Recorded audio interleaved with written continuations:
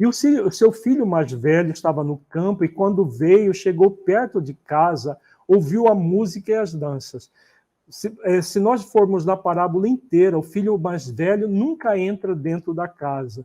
Ele está sempre perto, ele chega perto, mas ele não entra. Entrar na casa significa exatamente essa decisão consciencial de evoluir e crescer por meio das virtudes. Longe da casa, como o filho mais novo estava, ele estava num processo evidente de agir de forma contrária à lei de amor. O filho mais velho, ele representa o pseudo-amor. Então, ele parece dedicado, ele parece que está na casa, mas ele nunca entra na casa. Por isso que ele chega perto da casa.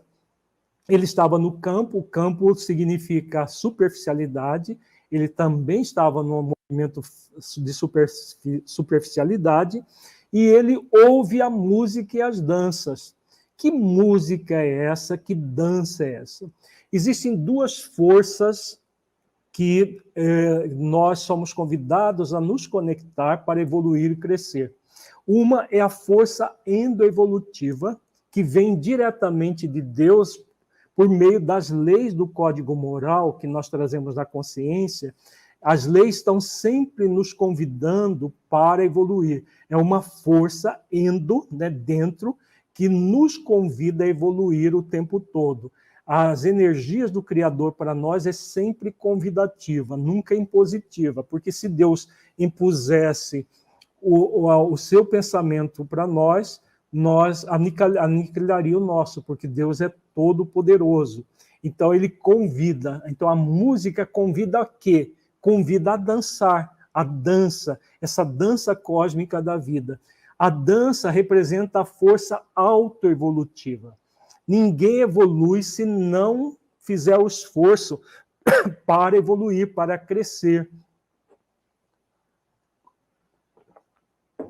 Vejamos que a música você ouve e pode ficar passivo e não fazer nada. A dança é necessário um movimento, é necessário uma decisão proativa para dançar.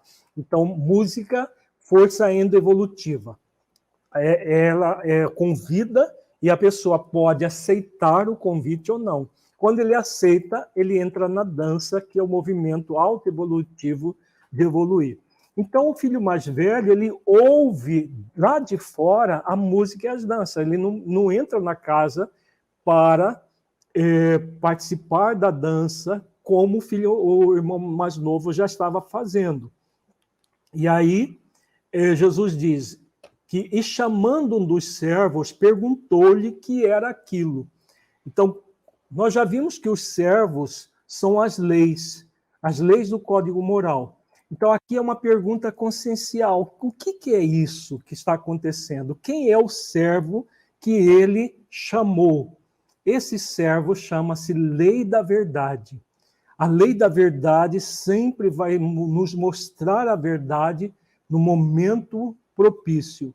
Então, ele pergunta para a própria essência divina que é, e a essência divina, por meio da Lei da Verdade, responde. Responde o quê?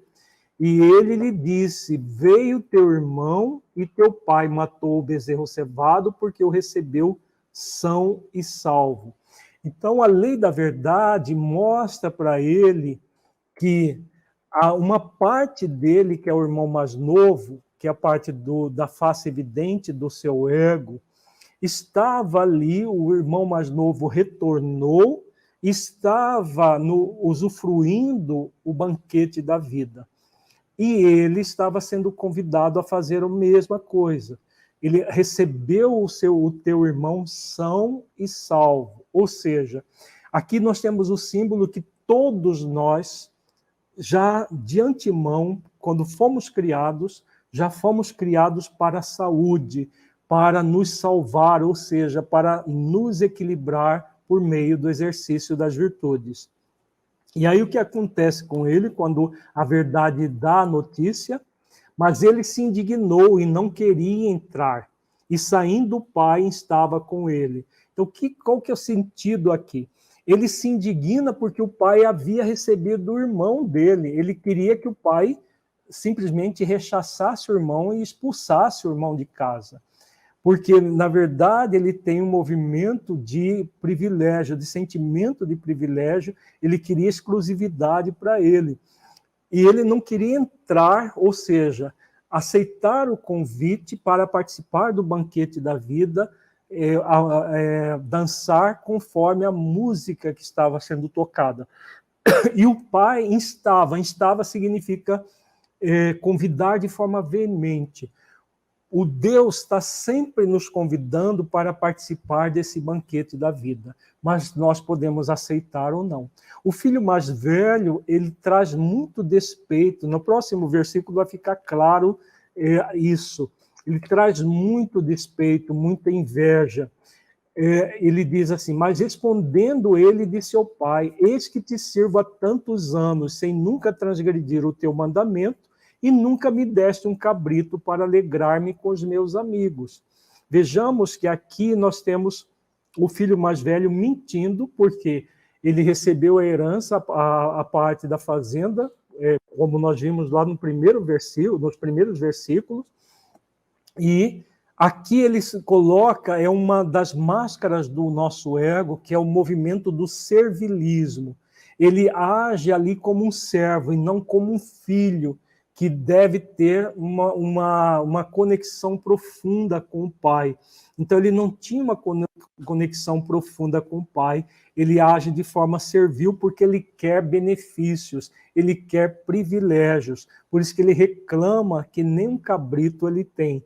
Então, uma ação servilista daquela pessoa que acha que vai fazer barganhas com o pai, barganhas com Deus.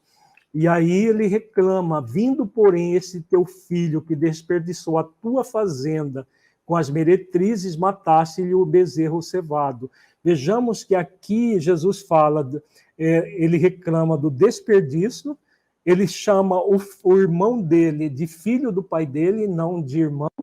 Não é este meu irmão, é este teu filho, demonstrando inveja, ciúme, todo um despeito da parte dele que a máscara caiu naquele momento. Só que ele não percebe. Ele não percebe e ele queria que o irmão fosse rechaçado e ele brilhasse. É um movimento bem claro da máscara do ego.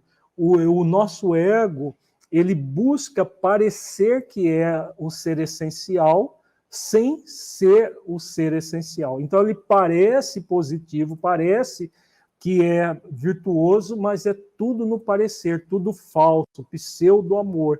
Então, ele queria, isso simboliza um movimento de rejeição profunda do lado evidente do nosso ego para reforçar o lado mascarado.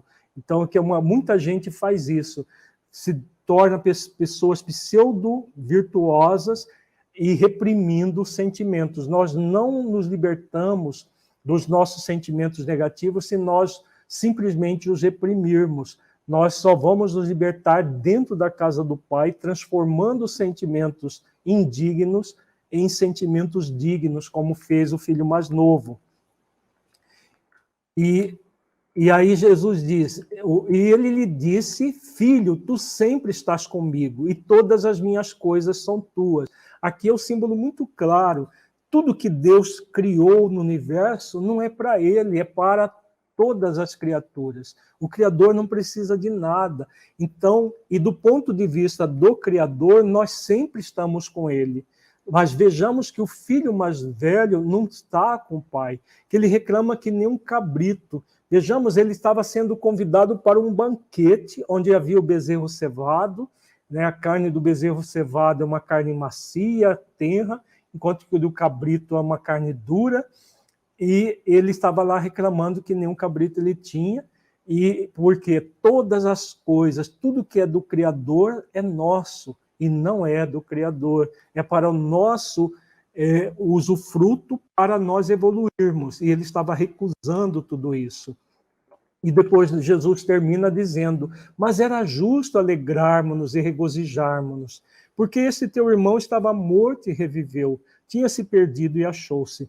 Aqui Jesus fala da lei do mérito, que está ligada à felicidade, à alegria de viver, à alegria existencial. Quando nós nos conectamos com o código moral de leis da nossa consciência e praticamos virtudes, é justo que nós sintamos a alegria de viver, que nós que estávamos mortos, revivamos, que estávamos perdidos, nos encontremos. Então, isso é motivo de júbilo. E o filho mais velho é convidado a fazer isso, significa o convite do pai para que nós transcendamos toda a máscara do ego em nós, todo o pseudo-amor, transformando o pseudo-amor em amor.